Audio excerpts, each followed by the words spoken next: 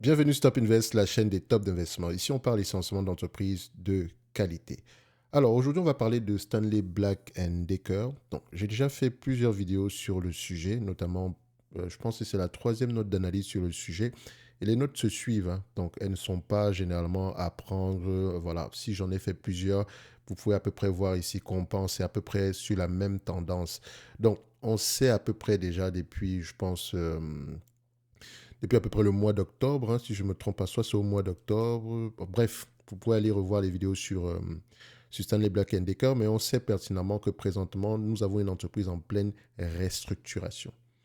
Pour faire simple, Stanley Black Decker a vendu ou bien a choisi de vendre volontairement certains segments d'activité pour se concentrer sur d'autres où elle pense avoir un pricing power et des opportunités de croissance plus élevées.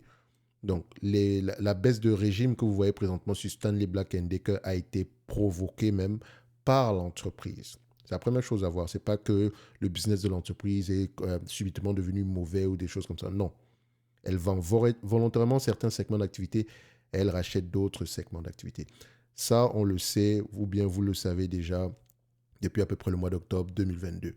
Donc, quand on a une entreprise en pleine restructuration, le management, je dirais, enfin, j'aime dire que le management, le management est déterminant pour tout, il faut dire la vérité. Mais quand on est en restructuration, franchement, si vous n'avez pas confiance au management, n'allez juste pas investir.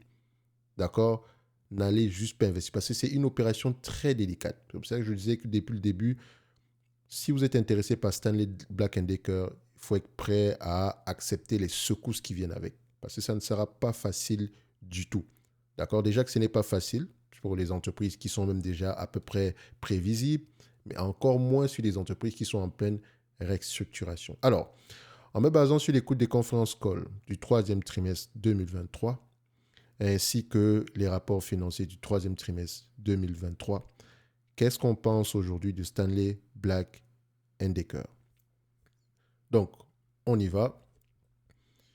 Alors, Stanley Black Decker a enregistré des résultats meilleurs que prévus au troisième trimestre 2023.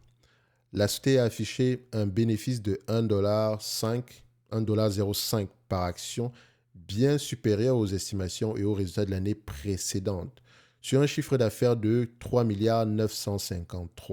Donc, la conversion des devises a été positive de plus 1%, contrebalançant la baisse des volumes négative à moins 3%, des prix à moins 1% et de la cession des activités pétrolières et gazières à moins 1%. Donc, vous remarquez ici que les prix ont baissé, n'est-ce pas? Les volumes également ont baissé. Ça, c'est deux éléments que je n'aime pas. Mais il faut également aller voir quelles sont les raisons derrière. On va y revenir. On a également vendu un segment d'activité, donc dans tout ce qui concerne ici le pétrole et le gaz. Donc dans le secteur, dans les activités pétrolières et gazières. OK? Donc, on continue. Donc, les résultats de Stanley Black Decker reflètent l'environnement macroéconomique difficile qui continue à avoir un effet négatif sur la demande des consommateurs. Dans l'ensemble, les perspectives de bénéfices pour 2023 ont été revues à la hausse pour atteindre 1,30$ par action avec un redressement significatif du résultat net pour 2024. Et pour ceux qui suivent Stanley Black Decker, enfin, j'ai un tout petit peu la prétention de suivre Stanley Black Decker, vous remarquez que en 2022, on s'attendait à avoir du 4$ comme ça par action. En 2023, on avait prévu à peu près, il prévoit à peu près du 6$. En 2023, vous vous rendez compte qu'on aura plutôt 1,30$ par action. Et ça, c'est en bénéfice net. Parce qu'en free cash flow, on n'aura rien du tout. Donc, c'est une entreprise qui n'aura pas la possibilité de payer le dividende ici avec les cash flows générés. Parce qu'il y en a juste pas assez pour payer ce dividende-là. En fait, ça, c'est juste pour cette année. Ça ne veut pas dire qu'on va couper le dividende. Donc, on va y revenir ici si elle a assez de cash présentement pour payer le dividende actuel. OK? Donc, ça peut passer une année, mais il va falloir que 2024-2025, que l'entreprise se relève très rapidement. Sinon, ça risque de faire mal. OK? Donc, on continue. Alors, ici, sur une note plus positive, les stocks du troisième trimestre ont diminué d'environ 300 millions de dollars par rapport au trimestre précédent. Quand on parle de stock, on parle d'inventaire parce qu'elle avait un problème d'inventaire précédemment ici. D'accord, ne l'oubliez pas. Donc, le programme de réduction des stocks ayant porté ses fruits et les conditions de la chaîne d'approvisionnement s'étant améliorées. Donc, en 2022, Stanley Black & Decker, n'oubliez pas, a lancé une série d'initiatives visant à réduire les coûts en redimensionnant l'organisation, donc en vendant un segment d'activité, en repositionnant ces activités ici vers des centres, vers des segments où elles pouvaient avoir une croissance plus élevée, des marges plus élevées. Donc, en redimensionnant l'organisation et en réduisant les stocks, dans le but ultime de stimuler la croissance à long terme, d'améliorer la rentabilité et de générer des flux de trésorerie importants. Donc, la direction prévoit que ces initiatives permettront de réaliser des économies d'environ 1 milliard de dollars d'ici la fin de l'année et d'environ 2 milliards de dollars d'ici 2025. Quand on parle de la fin de l'année, je parle de la fin de l'année 2024. D'accord? Et des économies de 2 milliards d'ici 2025. Pour le moment, c'est en bonne voie. OK? Et quand on parle de 2 milliards de dollars, peut-être que vous ne vous rendez pas compte à quoi ça ressemble. Stanley Black & Decker, en date d'aujourd'hui, a combien de millions d'actions? On va regarder ça. On a à peu près 149 millions d'actions. OK? Si c'est une entreprise qui a 149 millions d'actions, vous prenez 1 milliard. Désolé, vous ne le voyez pas parce que je le fais à l'arrière de mon écran ici. Donc, j'ai pas envie de regarder le mec, la calculatrice, etc. Donc, 1 milliard divisé par 149,15 si vous voulez, parce qu'il y a certaines personnes qui aiment la précision. Ça donne à peu près 6,70 $. Donc, s'ils arrivent à atteindre le 1 milliard en objectif ici de réduction des coûts, ok, attention, ça c'est vraiment une façon ici rapide de calculer parce qu'entre-temps, il y a les intérêts sur la dette, il y a également les taxes qu'il faut payer dessus. Donc, ça ne sera pas précisément 1 milliard qui vont arriver dans les free cash flow ou bien les bénéfices nets.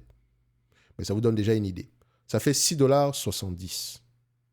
Si on prend maintenant le 2 milliards d'objectifs, donc c'est juste multiplié par 2, ça donne à peu près 13,40 $.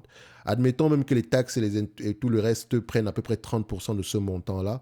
Donc, ce qui veut dire qu'on pourrait se retrouver avec du 9 $ en supplément de ce qu'on a déjà cette année. Donc, on peut remonter à 10 $ l'action en termes de bénéfices nets. Tout simplement, ça viendra de l'objectif ici de réduction des coûts, d'amélioration ici de la chaîne d'approvisionnement et d'efficience au niveau ici de la gestion des stocks.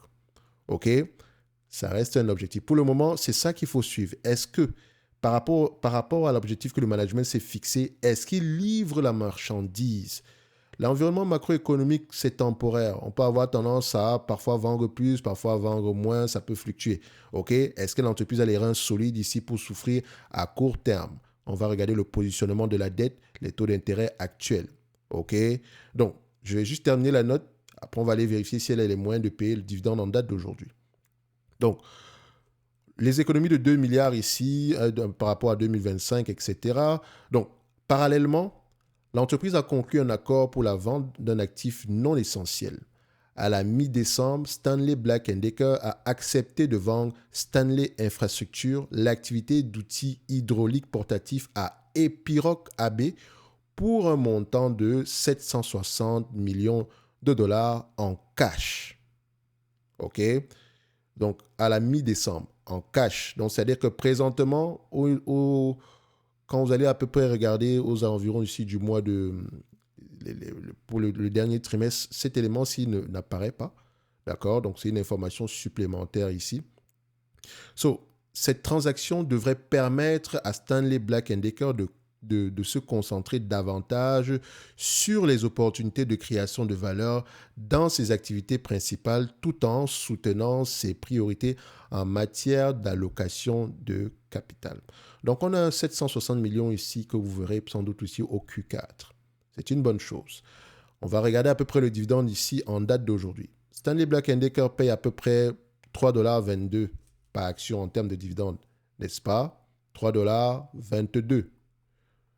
Multiplié par 150 millions d'actions, on va le dire comme ça, ça donne à peu près 483 millions. Et rappelez-vous qu'elle va récupérer à peu près 760 millions en termes de cash parce qu'elle a vendu un segment d'activité. Donc, il va lui rester un supplément de 277 millions. Donc, elle a les moyens de payer ce dividende-là.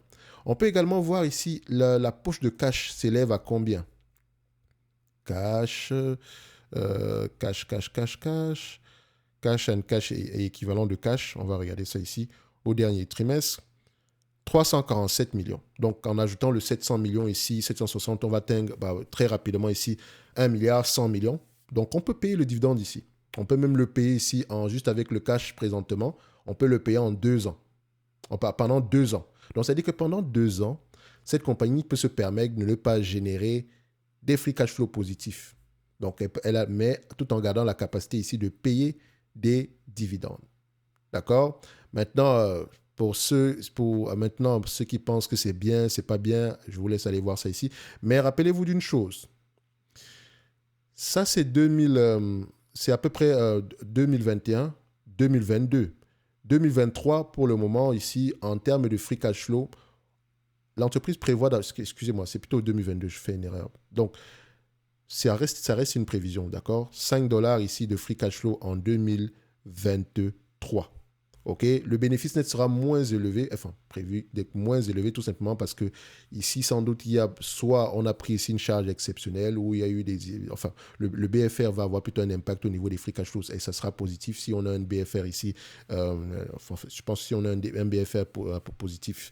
Donc, si on revient à peu près à ce tableau-ci, juste en prenant les free cash flow et les net income, donc je fais une erreur. En fait, j'étais encore bloqué sur 2022. Donc, bref, ne prenez pas en considération le cash qu'on a calculé tantôt, mais c'est bon, ça vous permet de voir quel est les moyens de payer le dividende ici. OK? C'est 2022-2021 qui étaient des années très particulières. OK? Donc, ici, 2022 ici, en 2023 ici, elle a les moyens, sur les 12 derniers mois, elle a les moyens de payer le dividende. OK? Elle a les moyens de payer ce dividende-là, juste avec le cash qu'elle va générer. OK? Donc, le 760 millions en supplément ici, ça pourra servir au remboursement de la dette, etc. Donc, si on revient ici en parlant même de dette, vous allez remarquer que vu que c'est une entreprise en pleine restructuration, le revenu, il est croissant, on est bien content.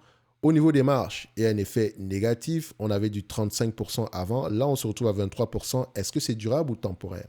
Il y a de grandes chances que ce soit temporaire. OK? En termes d'EBITDA également, ça sera la même chanson. Est-ce que c'est durable ou temporaire? Il y a de grandes chances également que ce soit temporaire. OK? Donc, il ne faut pas juste se dire que c'est temporaire et voilà. Allez vérifier qu'est-ce que le management prévoit. Est-ce qu'ils ont, un historique ici voilà. Est-ce qu'ils ont un passif ici qui parle pour eux? Dans le sens où, est-ce que le management a tendance à faire exactement ce qu'il dit? Parce que je peux me dire ici que oui, si on a eu 20% d'hier, on aura 20% demain. Mais si ce n'est pas la même entité, parce que ce n'est pas la même entreprise, c'est une entreprise en pleine transformation. Mais elle se transforme uniquement en date d'aujourd'hui parce qu'elle veut se situer, elle veut aller sur des segments où elle peut avoir des marges plus élevées. Donc, dites-vous ici que, est-ce que l'entreprise devient plus cyclique ou moins cyclique? Ce sont des questions qu'on devrait également se poser. Donc, le management, il faut vraiment vérifier si vos intérêts sont adossés ici, par exemple, à la rémunération du management. Enfin, quand je dis les intérêts, allez-y regarder dans le proxy quelle est la rémunération du management, quels sont les objectifs ici. Ça va vous donner une idée générale de là où est-ce que cette entreprise ici s'en va. Je n'en dirai pas plus. Je sais que vous allez aller fouiller Proxy Testament.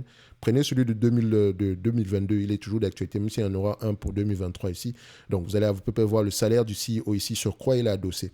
Donc, quand on compare les net income, les free cash flow, on a les moyens de payer ce dividende-là. Quand on regarde ici les l'EBITDA, il est tout à fait normal ici que quand on va regarder l'EBITDA en termes de pourcentage, on a un élément à 5%. Et quand on regarde ici l'EBITDA en termes de volume, on a 900 millions. Ce qui veut dire que quand on va regarder la dette nette sur EBITDA, dites-vous que la dette nette ici sera impactée négativement. Le ratio sera impacté, enfin on va le dire négativement, il sera bien plus élevé que d'habitude ici, tout simplement parce que le volume d'EBITDA a diminué. C'est pour ça que vous aurez une dette nette de 6,7. Or, le management travaille ici pour revenir, pour non seulement économiser près de 2 milliards. Donc, le 2 milliards d'économies en question, il y a de grandes chances qu'il descende au moins au niveau de l'EBITDA. Prenons ça bêtement comme ça. Si on a un 2 milliards ici d'EBITDA, la dette nette en date de jouer de combien? 7 milliards. C'est ça? On a 7 milliards de dette nette. Voilà. Voilà. 7 milliards 800 de dette nette. Donc, ce qui veut dire ici que si on a 7 milliards 800 de dette nette, j'arrondis, avec le 2 milliards d'EBITDA qu'on pourrait probablement avoir, après économie, etc., réduction ici des stocks, ça donne à peu près un ratio aux alentours de 4,9, de 3,9. D'accord? C'est toujours, à mon avis, c'est limite, mais c'est bien mieux que le 6,7 ici. D'accord? Donc, si on prend le 7 milliards 800 en date d'aujourd'hui, 7 milliards 800 divisé par le nombre d'actions, 150 millions d'actions, ça donne à peu près 52 dollars de dette nette par action. Maintenant, en termes de valorisation, ça va donner quoi? Dites-vous ici que, vu que le business est en pleine transformation, le multiple de valorisation ne sera pas si élevé que ça. Ouais, le marché va refuser de payer des multiples très élevés pour cette compagnie. Parce qu'il y a beaucoup d'incertitudes. C'était un business assez prévisible par le passé. Est-ce que les analystes font de bonnes prévisions présentement? Voilà, il y a de grandes chances qu'ils se trompent sur les mois à venir, mais ça peut arriver. OK? Elle a un bon historique et il serait vraiment étonnant que du jour au lendemain, que ce soit devenu un mauvais business. D'accord? Donc, sachez également que mon avis, mon raisonnement peut être biaisé ici parce qu'en lisant, j'ai bien aimé ce que moi j'ai lu en réalité. Il faut juste accepter de souffrir en date d'aujourd'hui. D'accord? Donc, Stanley Black & Decker, elle a les moyens de payer ce dividende-là. Maintenant, est-ce qu'il faut que le dividende continue à augmenter? Oui, elle pourrait augmenter ce dividende, mais ça va être très léger à mon avis. Donc, est-ce qu'on a l'évolution d'augmentation de dividende ici? Performance, je pense que c'est de moins en moins élevé. Ouais, c'est ça. 3, de 6%, 1%. Donc, peut-être qu'on va, je sais pas, peut-être qu'ils vont encore faire du 1 à 2% ici. Mais voilà, je ne verrai pas ça aux alentours de 5% en tout cas. D'accord? Donc, pour l'évaluation, qu'est-ce que ça donne? Stanley Black & Decker a l'habitude de s'échanger à 17-20 fois les bénéfices. D'accord? 17 fois les bénéfices. Vu l'incertitude actuelle, 17, en payant 17 fois les bénéfices, je serais gentil. D'accord? Si je prends 17 fois les bénéfices par rapport, on va essayer de se projeter dans le temps, par rapport aux bénéfices nets attendus en 2026, on s'attend à peu près à du 6,86 $. D'accord? Ça donne à peu près 116 dollars. Rappelez-vous ici qu'on avait une dette nette ici, ça nous donnait, moins la dette nette ici aux alentours de 54, 52 dollars. Ici, ça donne à peu près 62 dollars. OK? Ça, c'est en incluant la dette nette. Ça donne à peu près 62 dollars. Et n'oubliez pas une chose, ça, c'est avant la prise en compte des... enfin, il faut vous demander, est-ce que ça prend en compte ici la réduction des coûts? Le fameux 2 milliards attendu en 2025. Qu'est-ce qui est inclus dans ces prévisions des analystes-là? Parce que les prévisions en question évoluent également, positivement comme négativement. Il y a 6 mois, il y a 6 mois pour les objectifs de 2026, c'était à 7,70 $. Aujourd'hui, c'est 6,88 $. Si vous regardez la dernière vidéo sur Stanley Black & Decker, je pense qu'on était même parfois des 8 $ à 10 $ par là. Donc, ils sont de moins en moins optimistes pour le moment. Ça ne veut pas dire que ça ne va pas changer. L'optimisme ne va pas revenir sur cette compagnie. Donc, c'est assez délicat. C'est pour ça que si je prends cette compagnie, je ne vais pas me dire rapidement que, oh, on a un prix, c'est trop élevé. Non. D'accord? Je sais que ça peut changer. Quelles sont les raisons pour lesquelles on a cette variation? C'est parce que les analystes sont de moins en moins optimistes. OK? Si vous prenez à peu près, si on ne prend pas en considération la dette ici, admettons qu'on prend le 6,88 $ et qu'on vous demande de payer à peu près 96 $ ici pour une entreprise qui pourrait vous reverser 6,88 $ d'ici 2026. Sinon plus que ça donne à peu près un rendement de 7%. Donc, je pense que le prix actuel est correct pour Stanley Black & Decker par rapport aux éléments à venir. Mais également, on pourra avoir quelque chose de bien plus élevé que ça si l'entreprise réussit sa restructuration. Idéalement, ici, je serais étonné. Enfin, l'objectif est de revenir au moins au bénéfice net qu'on a connu en 2021, à savoir le 10 $ par là. Et si on revient à ces 10 $ là, vous remarquez ici que, est-ce que j'ai besoin de prendre ici, si on le prend le 10 $ en question, ça donne à peu près 17 fois les bénéfices, ça donne à peu près 170 $, moins le 54 $ ici de dette nette, ou 52 $, je ne sais pas trop, ça donne 116 $. D'accord? Ce qui est déjà très très bien par rapport au prix qu'on a présentement. Bon, c'est pas également une grosse affaire, mais n'oubliez pas que la dette également peut être réduite. Et si elle est réduite, on peut remonter à 170 $. OK? On n'est pas également à l'abri d'un optimisme ici et du marché. Parce que si elle commence à livrer la marchandise, le marché peut être de plus en plus optimiste et on est, voilà, pour atteindre 20 fois les bénéfices, je n'en sais rien. Donc, le plus important pour moi, c'est de savoir, est-ce que le business est qualitatif? Est-ce qu'il y a de grandes chances est-ce que le management actuel a les reins solides pour pouvoir à peu près gérer cette restructuration-là?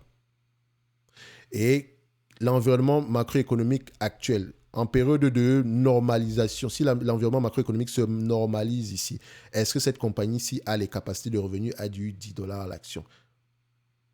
OK? Tout en prenant en considération la réduction des coûts, etc., l'évolution dans ce sens-là. Donc, c'est ce que un investisseur devrait se poser.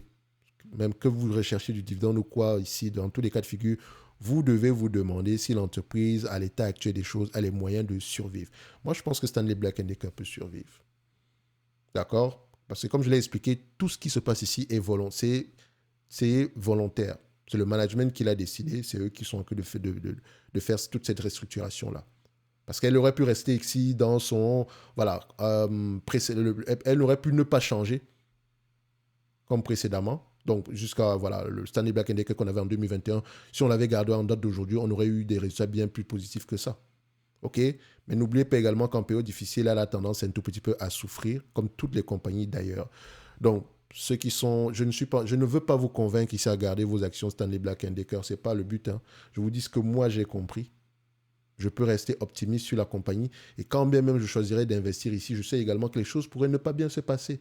Donc, je vais devoir mettre une partie de mon capital qui me permet ici de dormir la nuit. D'accord? Un pourcentage, voilà. Moi, je dirais en dessous de 2% par là. Avec ça, je dors bien la nuit, même en ayant du Stanley Black & Decker. D'accord? Ce n'est que mon avis et non un conseil d'investissement. Donc, vous remarquez que si vous lisez vos rapports financiers depuis tout ce qui se passe présentement, depuis 2022, vous êtes parfaitement au courant et vous savez qu'est-ce que vous devez suivre. Si on a donné ici un programme de réduction des coûts, est-ce qu'on le respecte? Les acquisitions qu'on fait présentement, est-ce qu'elles sont intéressantes? Les marges actuellement, est-ce qu'elles augmentent? Est-ce qu'on a un pricing power? Parce que c'était le but précédemment. Quand on choisissait faire cette restructuration, changer ce business-là. Enfin, repositionner le business, on va le dire comme ça. Bref, ce n'est que mon avis et non un conseil d'investissement. Un like, un abonnement, un commentaire, ça fait toujours plaisir. En lien dans la description de la vidéo, vous avez les notes d'analyse gratuites jusqu'au 29 du mois de février. Je lis les rapports financiers, j'écoute les conférences call et je vous présente une entreprise qui, moi, me semble intéressante. Ne vous inquiétez pas, Stanley Black & Decker n'en fait pas partie. Tout simplement parce que je pense que vous aurez trop mal à la tête en mettant du Stanley Black & Decker parce que les gens vont souvent aller regarder les chiffres actuels. Mais vous n'investissez pas pour une entreprise, pour ce que l'entreprise a été dans le passé. Vous investissez, oui, c'est important, mais également, ce qui est également déterminant, c'est est-ce qu'elle sera au moins la même dans le futur? Et quels sont les éléments qui vous permettent de penser cela? La vidéo a assez duré. Merci.